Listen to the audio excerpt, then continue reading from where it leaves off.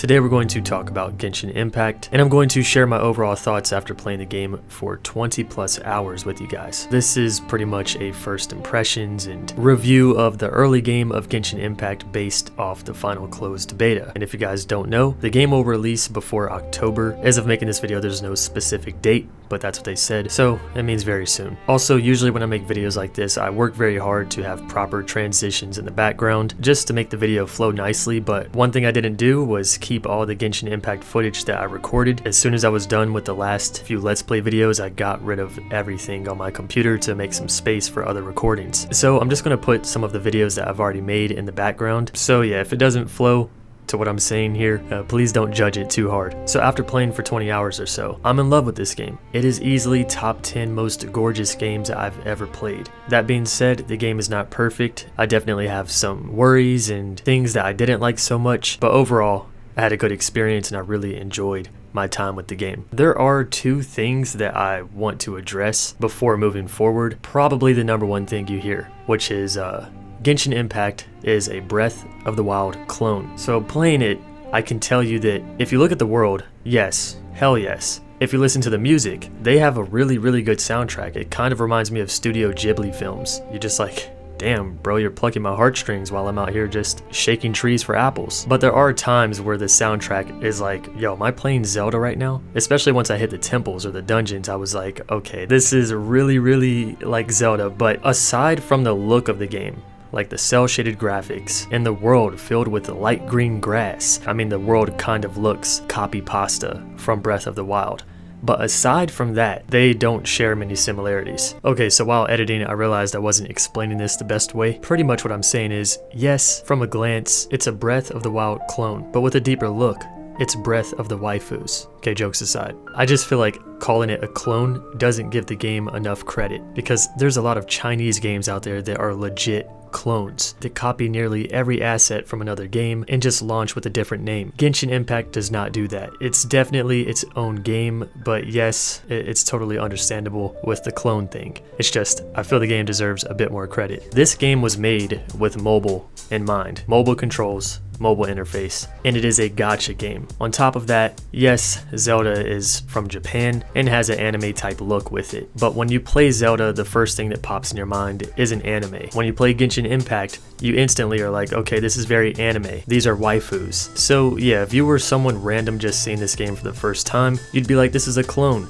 But if you actually play the game, you'd be like, they took the look, they took some inspiration. But other than that, the story is very different. The gameplay is very different. The characters, the gacha system, the combat, the combos, entirely different game. The other is something that really frustrates me. And this is a question I get a lot. Genshin Impact or Blue Protocol?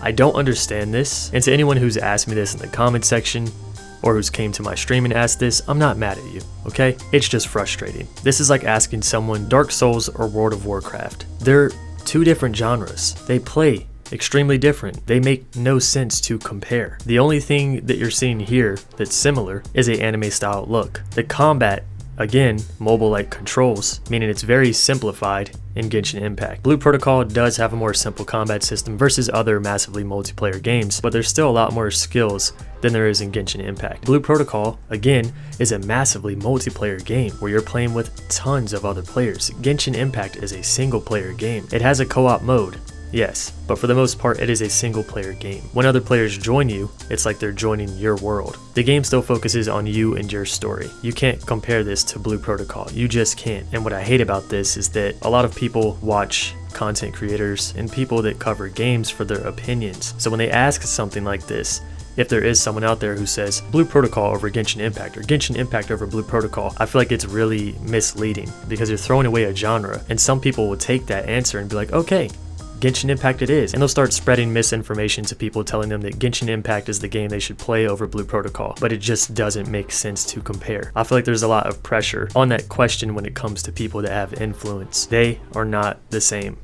Completely different games. Now moving on, Genshin Impact is a very story-driven game. Playing through the story, it feels like you're playing through an anime. The cinematics, the cutscenes are amazing. The characters, the voice acting is very well done. Hitting on the voice acting, I played the game in English the majority of the time until I got to a point where scenes weren't voice acted anymore. And then I switched to Japanese and Chinese. A lot of people are like, oh my god, English, turn it off. But most of them aren't saying that because they don't like the English. Most people are saying that because they're weeaboos. And they cringe at the fact that anything is dubbed. So to those of you like that, you're obviously going to play this game in Japanese. But to those who actually have an appreciation for voice acting, the English was amazing. I know I'm not alone in this. Many people watch the stream and are like, wow, I'm actually surprised at the quality of English voice acting. But there are a few that are kind of shit, mainly like a side character that shows up once. The gameplay itself is really fun. Now, I said that it had simplified controls, and it pretty much does. You have your left click, which is just basic attacking. You usually have a stronger version of your basic attack if you hold the controls, and yes, I played this on PC. So whatever this translates to for consoles and mobile devices,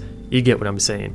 But you have basic attack, a stronger version of your basic attack, a powerful skill, and then you have your ultimate. So that kind of combat alone is pretty simple, pretty basic, and it's only a few skills. That could get boring pretty quickly. Where the game really shines with its combat is the combo system. I was thinking this game might be annoying switching between all these elements all the time, but eventually that was like how the game should be played, and I started enjoying it. A lot of elements combo with each other, elements that I didn't think would combo with each other because I'm so used to having the Pokemon fire over grass, water over fire. Like, that's been drilled in my head since I was 4 years old. But in this game, so many things combo with each other, and it just makes it really fun because you're constantly switching through your characters, and you can have a total of 4 in your party. Now, how do you get these characters?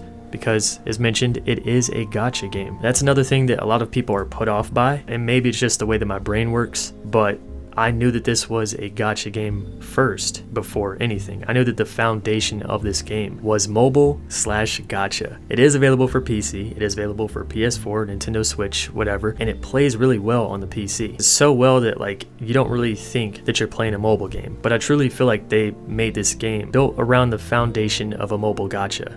So that was their way of making money first. Now, do you need to spend money in this game to get good?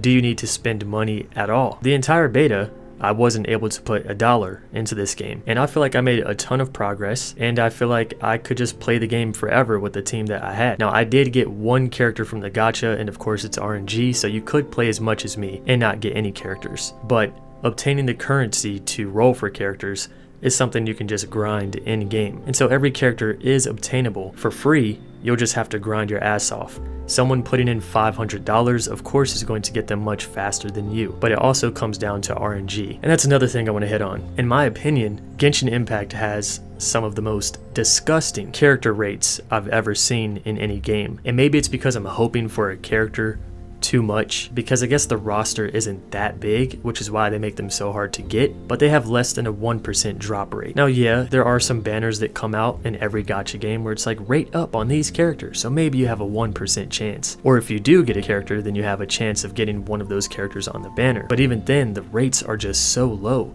So usually when you roll, you're going to get a bunch of weapons. And to me, it just kind of makes me feel like I'm not getting shit. Now, there are good weapons. There are 4 stars and 5 stars. But for the most part, I just get a bunch of 3 stars.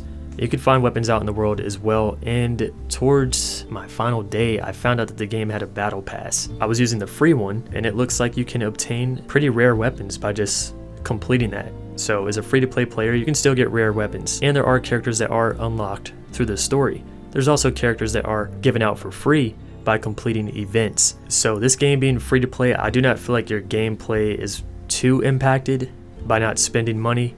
But I do think if you're going to spend money and roll for characters, it doesn't really give you an advantage over other players because there is no PvP, it's not that kind of game, but it will make it more enjoyable if you have more characters to switch through. Grinding for characters can also be pretty fun, but the 20 plus hours that I put in, sometimes I felt like I was working really hard to gather up enough currency to roll for characters to just get nothing but 3-star weapons. Out of all the gachas that I played, and if you've been watching this channel, I play a lot of gacha games, but this game just feels really shitty when it comes to the rate of the characters. Am I going to put dollars into the game when it first launches? Fuck yes.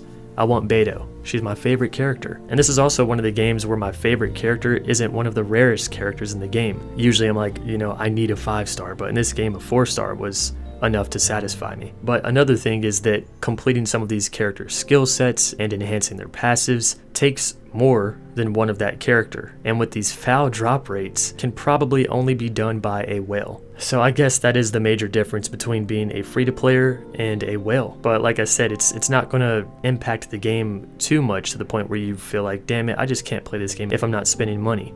Because I still had a lot of fun without spending money. So actual game, the combat was amazing, the story was amazing. I feel like the game has a crazy amount of dialogue. It could just be my attention span, but sometimes I was like, dude, I don't want to read all this. I like the cutscenes where they're voice acted, but I'm not a fan of all the text. But they definitely put a lot into this game's story. And on PC, I wouldn't say I have the most powerful PC in the world, but it ran really good, like fantastic. Never really had an issue. I can't think of any issues I did have. The dungeons in the game. Throughout the story, I guess they're called temples or something like that, they didn't feel too much like dungeons. It just felt more like an obstacle course, platformer kind of thing. And then you have these other kinds of instances that you can also do in co-op, which is pretty much just a giant stage or platform where you fight off a few waves of mobs. This isn't really creative, this is kind of boring, and I farmed this over and over at one point. And that brings me to the co-op. The co-op in this game I think is cool because you can play with friends, you can explore the entire world together.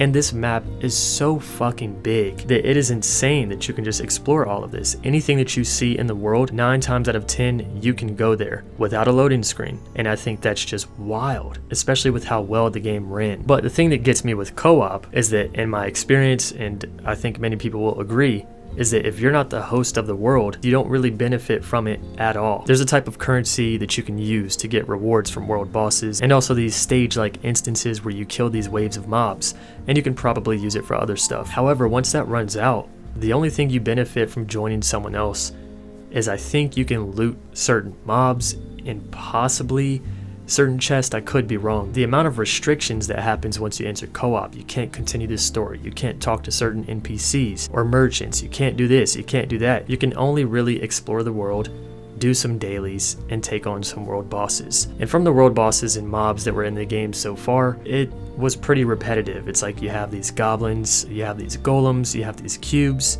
and slimes, and it just felt like I was fighting the same 5 to 8 mobs throughout the whole game. Now, again, I've only played 20 plus hours. I did not hit what would be considered the end game of Genshin Impact. So these are just based off first impressions, but I'm hoping that they put more mobs into the game, though I'm sure that they will. There was even a wolf boss that I didn't get to that I heard is pretty badass. So for me, co-op is more for helping friends, not really joining to benefit, and for showing off your characters.